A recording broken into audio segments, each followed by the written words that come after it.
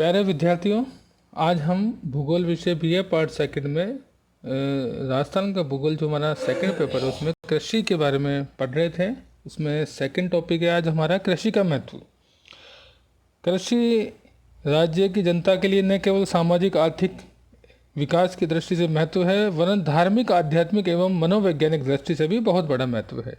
कृषि की फसल की बुआई, कटाई, फसल का पकना एवं खलिहान से निकाल कर लाना सब एक निश्चित कालक्रम के अनुसार समारोह, उत्सवों, उमंगों एवं अनुभूतियों के बीच संपन्न होता है। कृषि से पेट भरने, जीविकोपार्जन करने, अर्थ व्यवस्था को सुदृढ़ करने एवं सामाजिक प्रतिष्ठा स्थापित करने के लिए ही आधार प्राप्त नहीं होता वरन जीवन को प्रसन्नता से कृषि के सहारे जीने की कला भी प्राप्त होती है।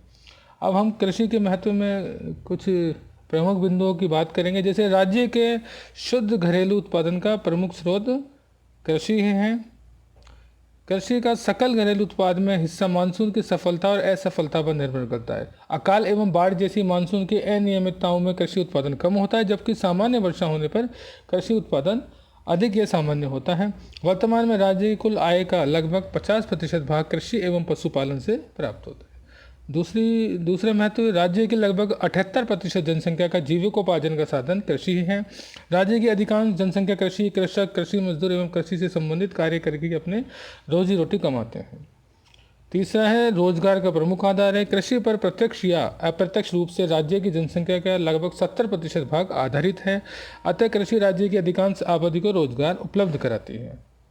चौथा, कृषि आधारित उद्योगों को कच्चे माल की आपूर्ति का स्रोत है। राजस्थान में कपड़ा, चीनी, तेल, तिलहन, बीड़ी, ईसबगोल, गंवार गम, जोजोबा, गुड़, मशरूम, किन्नू, आटा, सूजी, मैदा, बेसन, साबुन, पेंट, सोरा, बियर, फलोत्पादन, रेशा आदि उद्योग कृषि पर ही आधारित है। इन सभी उद्योगों को कच्चा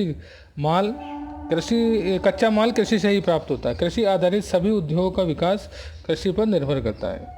अगली विशेषता में बात करें, सरकार को भू राजस्व एवं करों से आय कृषि से होती हैं। और अगली है खाद्यान्नों की पूर्ति एवं आत्मनिर्भरता। राज्य में कृषि से खाद्यान्नों की आपूर्ति होती है। इस दिशा में राज्य आत्मनिर्भर भी हुआ है। अगली हम करें आय का प्रमुख स्रोत। कृषि से राज्य सरकार को कृषि उपज कर के रूप में आय भी होती है। सिंचाई एवं बिजली की आपूर्ति से राज्य को आय होती है, अतः सरकार को कृषि से आय होती है।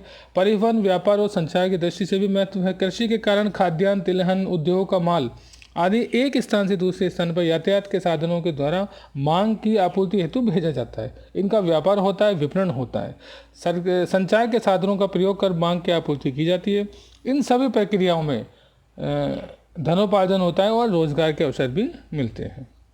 अगली विशेषता में कृषि आधारित उपभोक्ता उद्योगों का विकास है। कृषि कार्य के लिए कई प्रकार की वस्तुओं की आवश्यकता पड़ती है, जैसे यंत्र, उपकरण, मशीनें, ट्रैक्टर, थ्रेसर, कीटनाशक, रासायनिक उर्वरक, लकड़ी का सामान, औजार, यंत्र आदि। इन सभी कृषि उपयोग की वस्तुओं का विकास भी कृषि के विकास पर ही निर्भर है।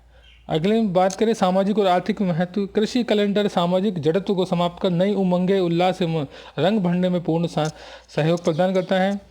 फसल की कटाई एवं फसल का पकना एक नई उमंग एवं आनंद का संचार करता है। इसलिए खरीफ की फसल प्राप्ति के आनंद में दिवाली एवं रबी की फसल की प्राप्ति आदि में होली का त्यौहार समाज में धूमधाम से मनाया जाता है। अगली विशेषता में मंडी, बैंकिंग और बीमा क्षेत्र का विकास। कृषि एवं कृषि उपजों के कारण ही कई मंडियों का विकास संभव हुआ है।